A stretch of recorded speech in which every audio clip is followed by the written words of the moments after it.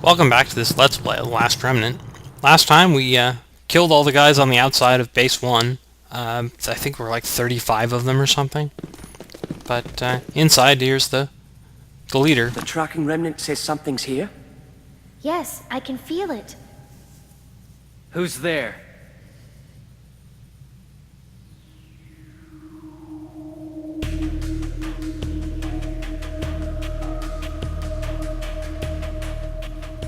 How beautiful! You destroyed them so beautifully. All for my pleasure. Oh, my poor subordinates. Certainly they were far too incompetent to stop you, but at least they showed me a magnificent death.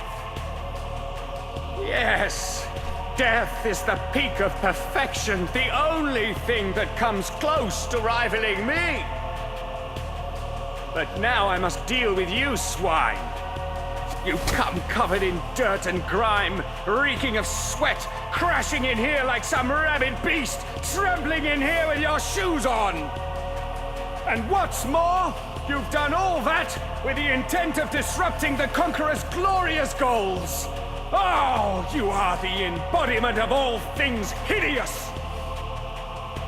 Dirty, tainted beings like you can only benefit from a cleansing by Snievan the Aesthete. You'll bathe in a river of your own blood! Gee, he sounds like a nice guy. We did some work for him earlier, actually, finding him some perfume. I guess we'll have to take it back.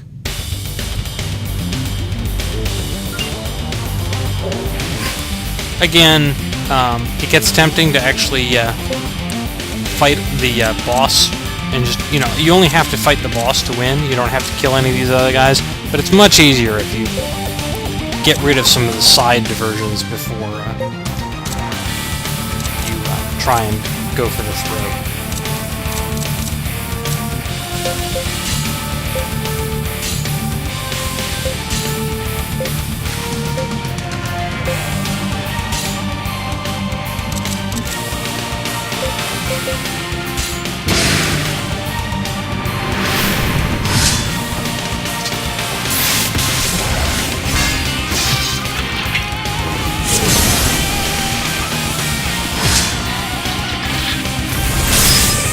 Of course, have everybody target the same one, which I usually do to ensure that they, essentially, at least one thing dies.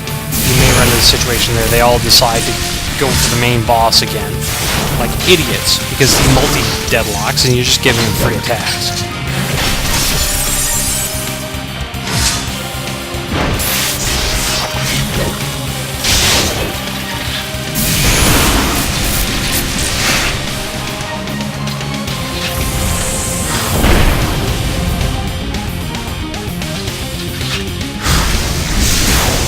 There's one group down.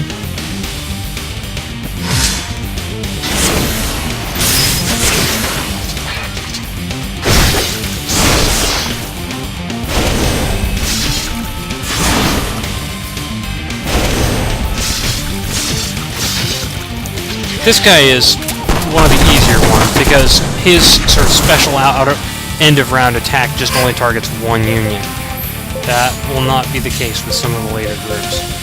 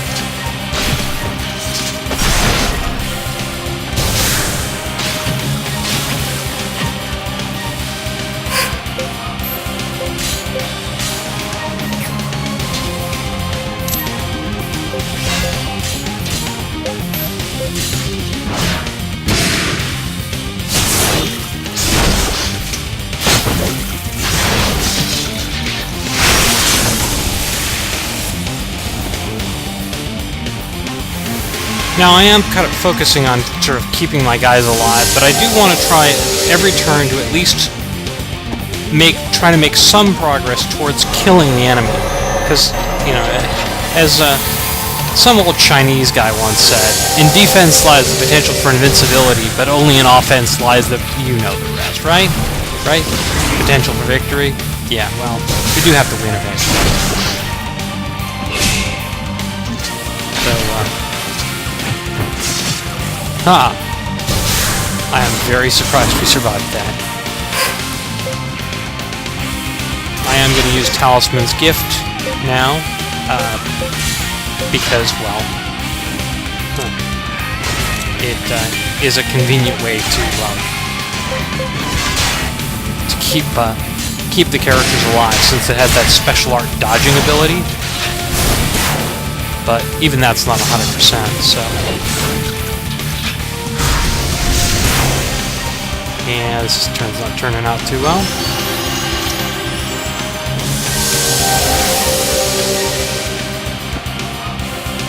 If you go below 2 unions alive at any given time, it really, your chances of recovering drop substantially.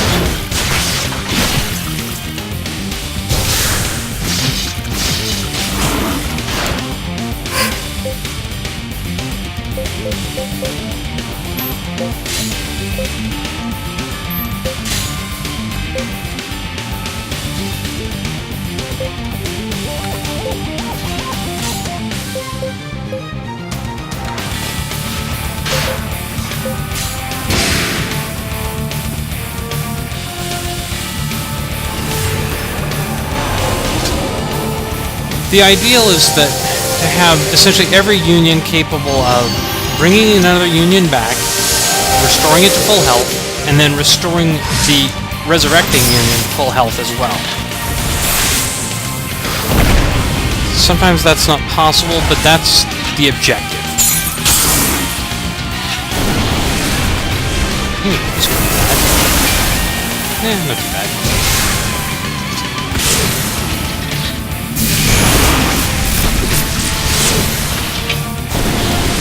That way you have, you know, your union is bringing themselves back, but they're also making essentially 2 groups back into the fight, not just one.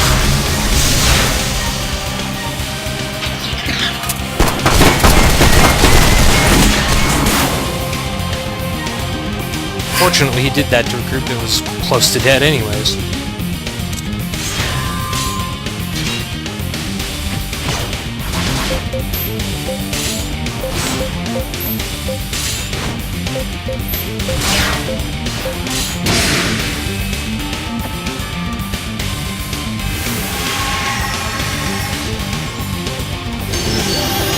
And herbs, in the long run, just more or less don't cut it, unfortunately, because they don't heal enough to bring you back to full. Hartshorn heals for a lot more, and it's just sort of, in general, a better skill, but it's also substantially rarer, so... A lot of people have herbs, not a lot of people have... Wow. Not a lot of people have lotions.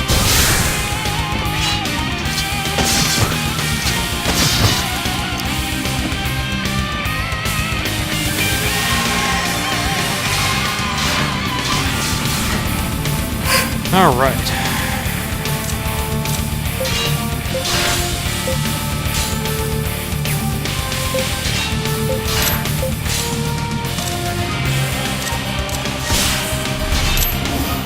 Looks like these guys are not going to get out of their fight regardless of what happens, so...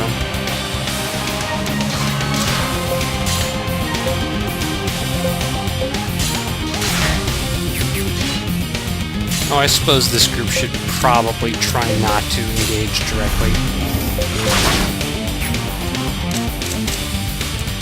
Considering they have 63 hit points total.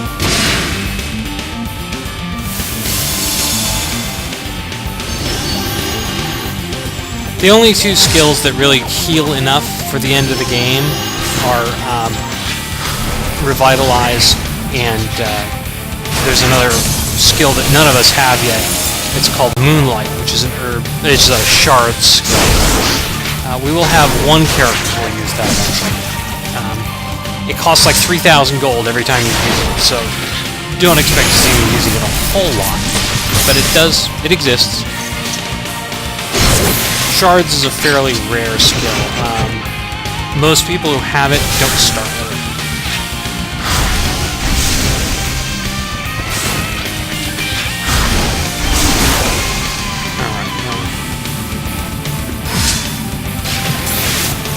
It would be nice if my characters would be smarter and not go after the boss and would actually go after something that would buy, but I guess that's asking too much.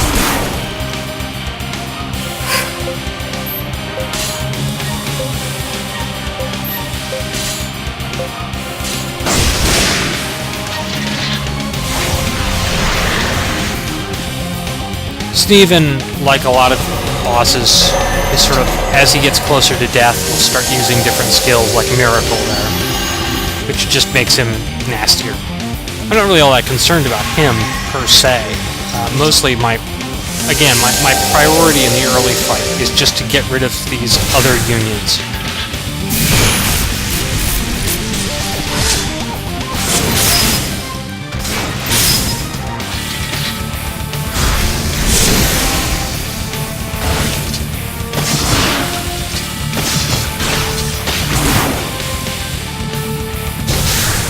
Because they're the ones that are killing me.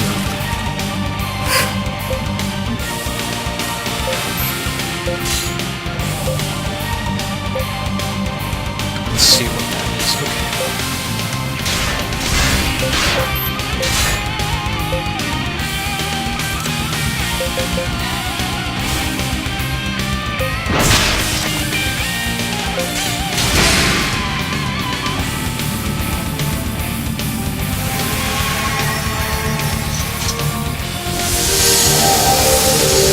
Kiss of Life will also restore people at full health, and I guess you could say that it's a sufficient healing skill for those purposes, but it has its own problems in that it costs ridiculous amounts of AP to use.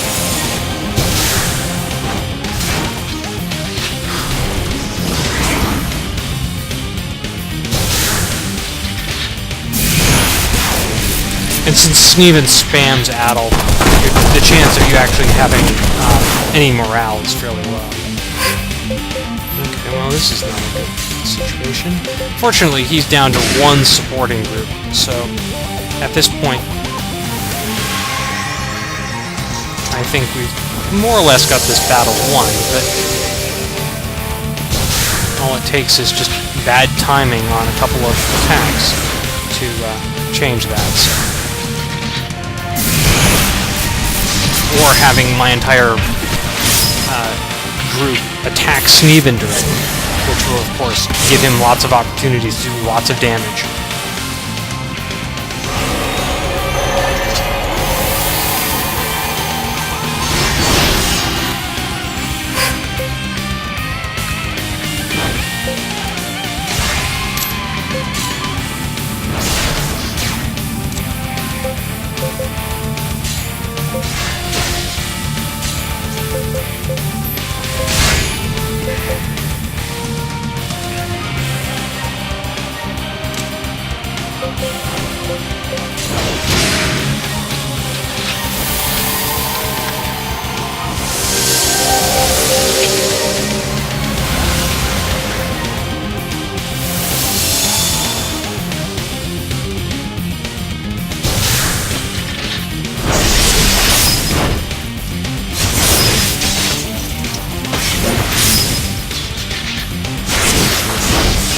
Ironically, he's already starting to take some pretty serious hits. So.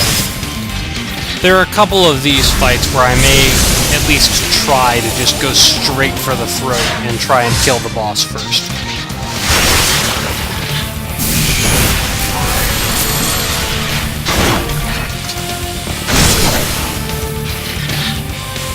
Yeah, this Phantom Pain thing is another skill. I guess he just hasn't used it yet. it's not really all that powerful. It's just a cursing attack.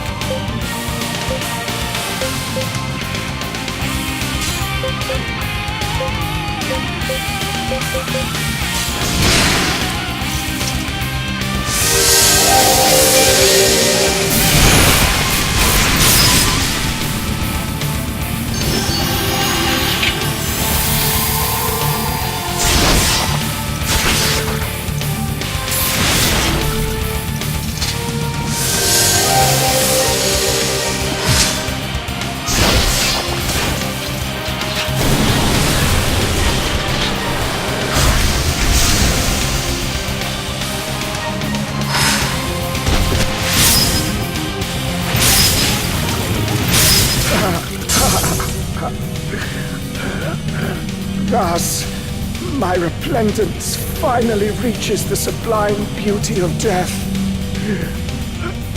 Truly, I have reached the pinnacle of beauty.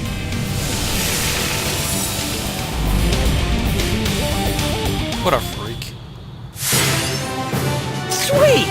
Oh, I know I'm good. I hope the glory of stronger than before.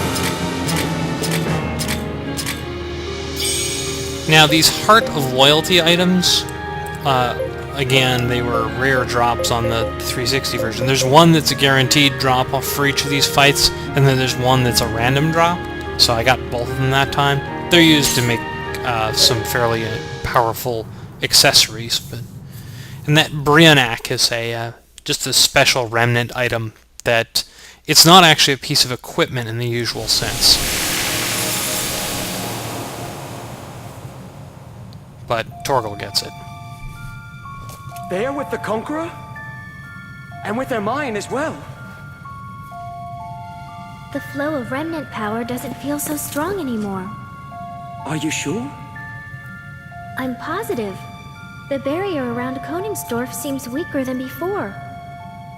Then, that was one of those lights. That fiend we just defeated was sapping power from other remnants and sending it to Koningsdorf? Yes, I think so. That can't be. Are you saying that was a remnant? I don't know about that.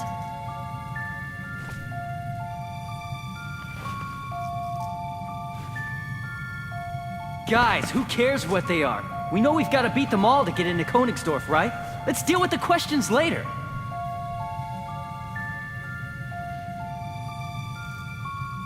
You're quite right. Thank you, Rush. Let's go. We've got more fighting ahead. Think later, kill now. Yeah, okay.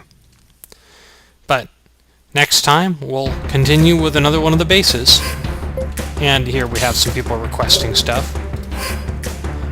Torgal's offering to learn potions. I'm going to have him pick up a skill and then turn it off.